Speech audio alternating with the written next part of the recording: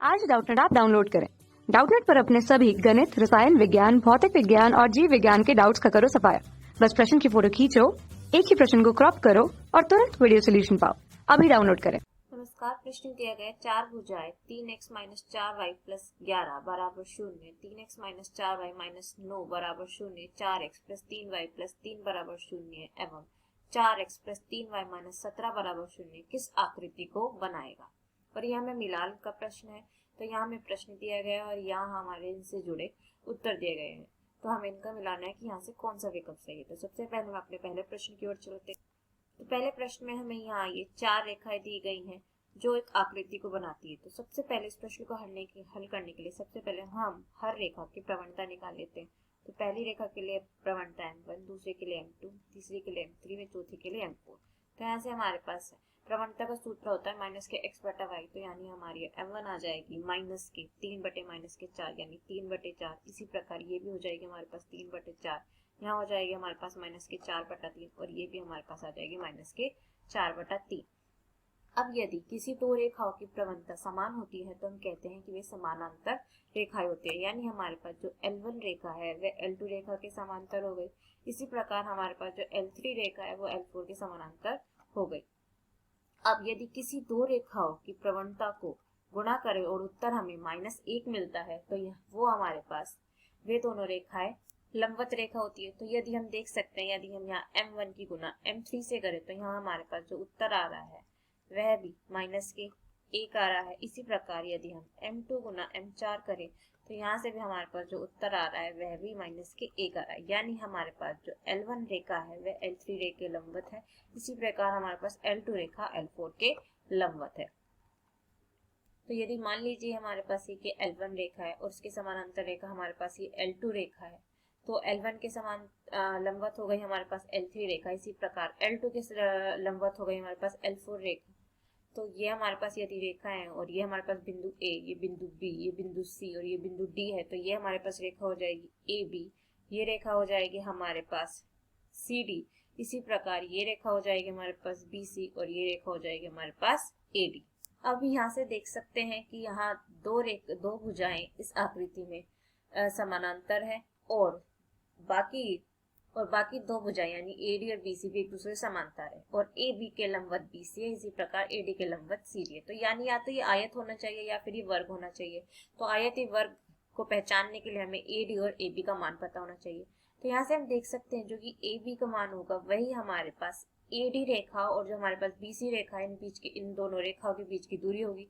और यदि रेखाएं समानांतर हो तो हमारे पास दूरी निकालने का सूत्र होता है D बराबर C1 माइनस C2 का मोड बटे वर्गमूल A का वर्ग प्लस B का वर्ग।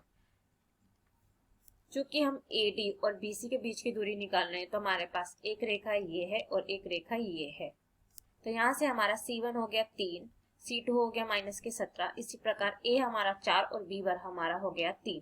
तो यहाँ से हम अपने सारे मान रख देंगे तो ये आ जाएगा 3 माइनस हो जाएगा हमारे पास यहाँ प्लस का 17 बटे वर्गमूल में हमें यहाँ 4 का वर्ग यानी 16 और 3 का वर्ग यानी 9 मिलेगा। तो यहाँ से हल करने पर हमारे पास जो D बराबर यानी हमारे पास जो बीच की दूरी यानी AB बराबर जो कि CD होगी वह आ जाएगी हमारे पास 4 के बराबर। इसी प्रकार हम यहाँ से AD और BC का भी मान निकालें तो यहाँ से हमारे पास AD बराबर BC होगी और इसके लिए भी हम सूत्र में मान रखेंगे। तो यहाँ C1 होगा हमारे पास 11, C2 होगा माइनस के 9, A होगा हमारे पास 3 और B होगा हमारे पास माइनस के 4। सभी मात्राओं को सूत्र में रखेंगे तो यहाँ आ जाएगा 11 प्लस 9 बटे 4 का वर्ग यानी 16 व 9 का 3 का वर्ग यानी 9। और हल करने पर यहाँ भी हमारे पास मिलेगा 4। यानी हमारे पास जो CD बराबर AB और AD बराबर BC है, यानी सारी आकृति में हमारे पास चारों भुजाएं क्या आ रही है, समान आ रही है। तो यानी हमारे पास जो ये आकृति आ गई जिसे हमने जैसे ABCD आकृति भी कह सकते हैं, जो कि हमारे पास इन चार रेखाओं से बनी है, वह एक वर्ग है। तो यहाँ से हम देख लेते हैं हमारा कौन सा विकल्प सही है। तो यानी हमारे पास यहाँ पहले का मिलान हो जाएगा P से। अब हम इसी प्रकार दूसरे प्रश्न पर चलते हैं। तो दूसरे प्रश्न में हमें यहाँ चार रेखाएं दी गई हैं L1, L2, L3 और L4 और हमें बताना है ये किस आकृति को बनाती है। तो सबसे पहले हम इन सभी रेखाओं की प्रवणता निकाल लें। तो यहाँ से हमारे पास M1 बराबर आ जाएगी जिसका सूत्र होता है माइनस के x बटा वाई। तो यहाँ से हमारे पास m1 बराबर आ जाएगी -2, इसी प्रकार m2 बराबर आ जाएगी हमारे पास -1/2, m3 बराबर आ जाएगी हमारे पास -2 और m4 बराबर आ जाएगी हमारे पास -1/2। तो यहाँ से हम देख सकते हैं कि m1 बराबर m3 है, तो यानी हमारे पास जो L1 रेखा है और जो L3 रेखा है वे समानांतर रेखा है। इसी प्रकार हमारे पास यहाँ m2 बराबर m4 है, तो यहाँ से हमारे पास L2 और L4 रेखा भी हमारे पास एक दूसरे समांतर है। लेकिन यदि हम m1 की गुना m2 से करते हैं तो हमारे पास उत्तर मिलता है -2 गुना -1/2। तो यहाँ से हमारे पास जो उत्तर आता है वह आता है 1, यानी -1 बराबर नहीं आ रहा, तो यानी हमारे पास इन रेखाओं के बीच का जो कोण है वह 90 डिग्री के समान नहीं आ रहा है। यानी यदि हमारे पास ये L1 रेखा है तो इसके समानांतर हमारे पास एक L3 रेखा है। इसी प्रकार हमारे पास ये यदि L2 रेखा है तो इसके समानांतर हमारे पास ये L4 रेखा है। और यदि ये हमारे पास बिंदु A है, ये बिंदु B है, ये बिंदु C है, ये बिंदु D है, तो यानी हमारे पास जो पहली रेखा हो गई उसका मान हो गया हमारे पास AB। इसी प्रकार इसके समानांतर रेखा हो गई हमारे पास CD, तो ये हो गई हमारे पास CD। इसी प्रकार ये BC है तो हमारे पास ये रेखा हो गई AD।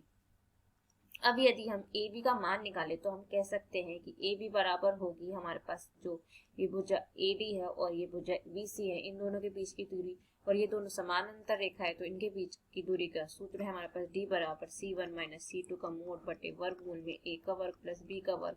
तो यहाँ से हम अपने सारे मान रख देंगे, तो यहाँ से हमारे पास D आ जाएगा, यानी D बराबर हमारे पास यहाँ AB होगा बराबर CD होगा, और वह आ जाएगा हमारे पास, यहाँ हमारे पास C1 हो गया -1, इसी प्रकार हमारे पास यहाँ C2 हो गया -3, तो यहाँ जाएगा +3, और वर्गमूल में हमारे पास A हो गया बराबर 1 और B बराबर हो गया हमारे पास 2, यानी 1 का वर्ग प्लस 2 का वर्ग यानी 4।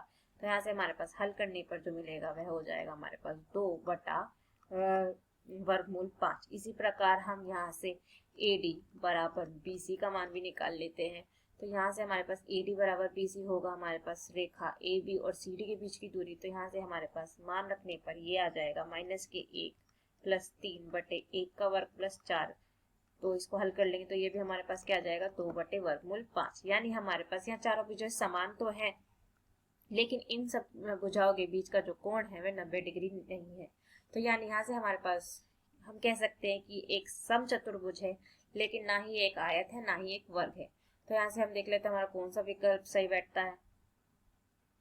तो यहाँ से हमारे पास जो बी के लिए सही उत्तर हो जाता है वह हो जाता है आर, यानी बी का मिलान होगा हमारे पास आर से। तो हम अपने तीसरे प्रश्न पर चलते हैं। तीसरे प्रश्न में दिया गया यदि रेखा 2x वर्ग माइनस 7xy प्लस 3y वर्ग plus 5x plus 10y minus 25 बराबर 0 को प्रतिच्छेदक बिंदु बी हो तथा ऐसा इस रेखा युग्म को दूसरी रेखा x प्लस 2y माइनस 5 बराबर 0 यदि a एवं b पर काटती है तथा o मूल बिंदु है तो OAPB किसके शीर्ष होंगे।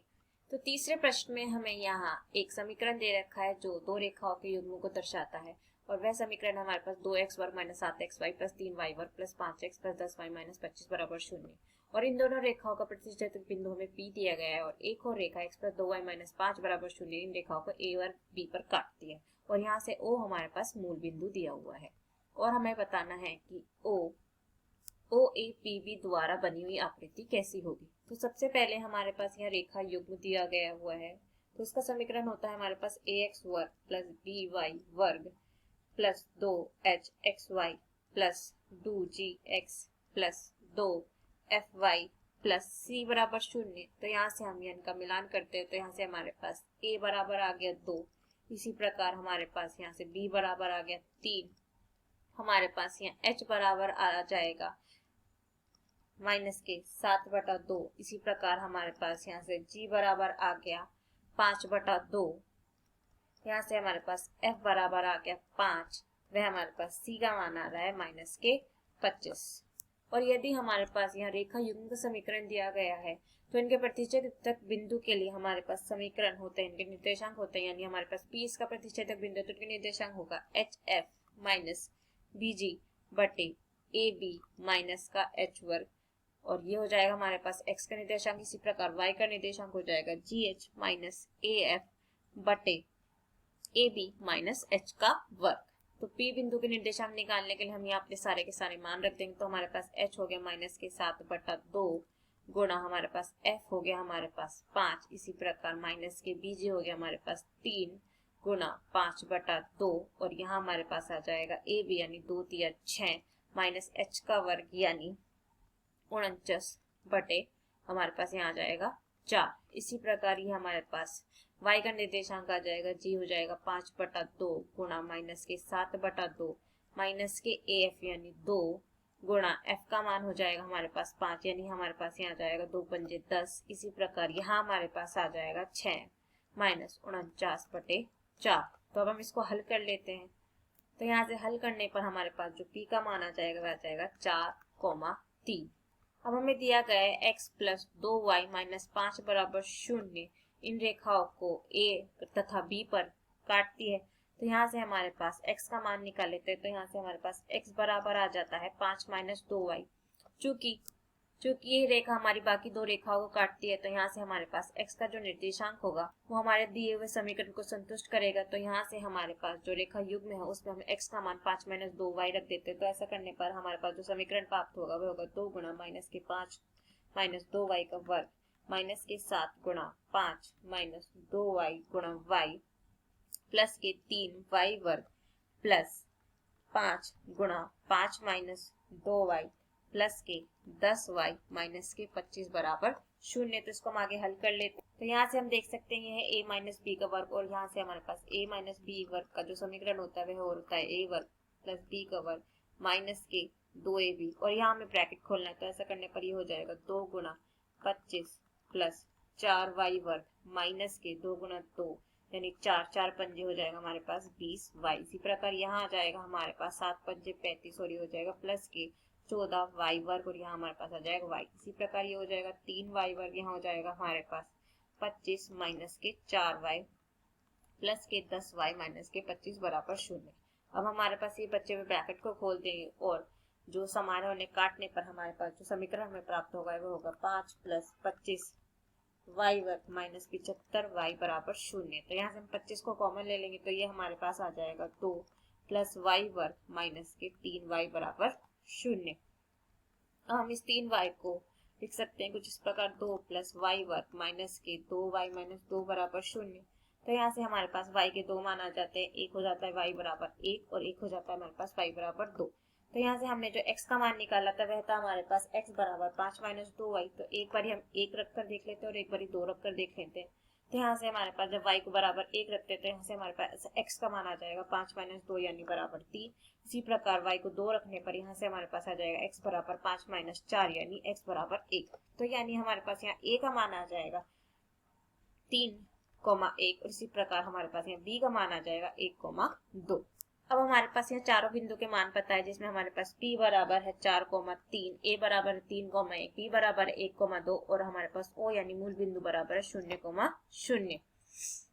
और जो हमारे पास आकृति बनेगी वो बनेगी OAPB। तो सबसे पहले हम यहाँ OAA रेखा निकाल लेते हैं। तो AA बराबर हो जाएगी हमारे पास किसी भी रेखा का समीकरण यदि हमारे पास उसके दो बिंदुओं का मान पता है तो वह हो जाता है y माइनस y1 बराबर यहाँ इसका प्रवणता गुणा x माइनस x1 और हमारे पास जो प्रवणता का समीकरण में होता है y2 माइनस y1 बटे x2 माइनस x1। तो O के लिए हमारे पास जो x1 और y1 वह है 0,0 और x2, y2 है हमारे पास 3,1। तो यहाँ से हमारे पास समीकरण में मान रख देंगे तो a बराबर आ जाएगी हमारे पास y बराबर 1/3x। तो यहाँ से हम इसकी प्रवणता लिख सकते हैं। इसकी प्रवणता हमारे पास आ गई यानी OA की प्रवणता हम M1 से दर्शा देंगे और यहाँ से हमारे पास इसकी प्रवणता आ गई 1/3। इसी प्रकार हम यहाँ से AP का मान निकाल लेते हैं। यहाँ से AP के लिए हमारे पास जो x1 और y1 है वह 3,1 है। इसी प्रकार हमारे पास x2, y2 4,3 है। तो यहाँ से हम सारे मान रख देंगे। तो यहाँ से हमारे पास AP बराबर आ जाएगी y माइनस 1 गुणा 2 बराबर 2 गुणा x माइनस 3। तो इसको हम हल कर लेंगे तो ये हो जाएगा y माइनस 1 बराबर 2x माइनस के 6। तो यहाँ से हल करने पर हमारे पास जो रेखा उत्पन्न होगी वह होगी 2x माइनस y माइनस 5 बराबर 0। तो यहाँ से हमारे पास जो दूसरी रेखा यानी AP रेखा है उसकी प्रवणता आ गई हमारे पास माइनस के 2 बटा माइनस के 1 यानी 2 के बराबर। इसी प्रकार हम यहाँ से अपनी PB रेखा का मान निकाल लेते हैं। तो हमारे पास जो PB रेखा आ जाएगी मान रखने पर वह आ जाएगी हमारे पास y माइनस 3 बराबर 1/3 x माइनस 4 और हल करने पर हमारे पास जो समीकरण प्राप्त होगा वो होगा x माइनस 3 y 5 बराबर 5 प्लस 5 बराबर 0। तो यहाँ से हमारे पास जो पीवी रेखा है इसकी प्रवणता हमारे पास mt से दर्शा देंगे और वह हो जाएगी हमारे पास 1/3। इसी प्रकार हमारे पास जो आखिरी रेखा होगी वह हमारे पास होगी OB, यानी हमारे पास इसका मान रखने पर यहाँ से हमारे पास जो रेखा उत्पन्न होगी वह होगी y माइनस 2 बराबर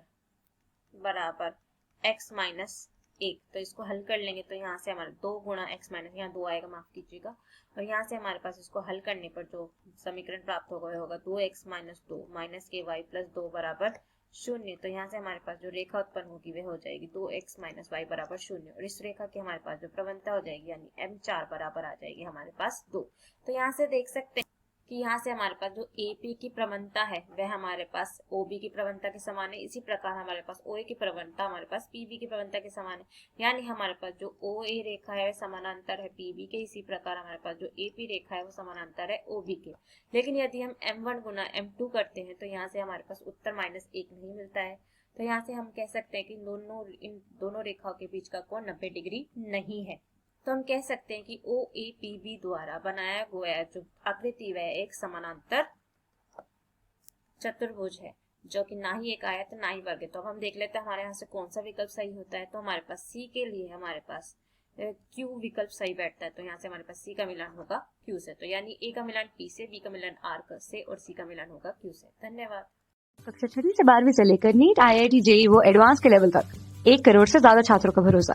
आज ही डाउनलोड करें डाउटनेट ऐप या व्हाट्सएप करें अपने सारे डाउट्स 8400 400 400 पर।